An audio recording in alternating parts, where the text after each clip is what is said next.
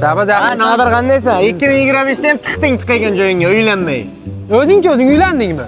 Men tanlab yuribman, kecha bittasi bilan ko'rishdim, semiz ekan.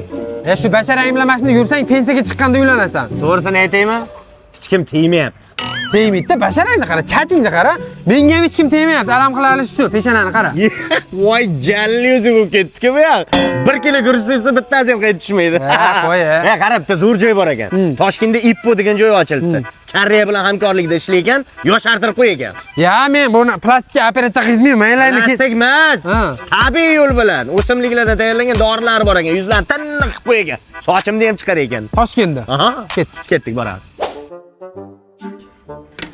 Ahvol og'irmi, opa?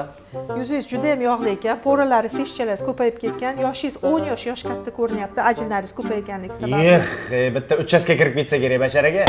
Aynan Koreyada ishlab chiqarilgan doktor Ippo penkasini tavsiya etaman. Dermatologik, kosmetologik, yuzingiz yog'li bo'lgani uchun dog'laringizni ketkazishga va po'ralarni normallashirish uchun ushbu doktor Ippo penkasi super natija beradi, oqartirib, tiniqlashtiradi.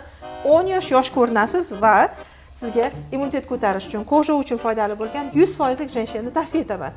Sochga bir nima yo'qmi, sochga? Sochlaringiz uchun eng foydali bo'lgan Koreyada ishlab chiqarilgan jenshen shampunlari aynan muddao.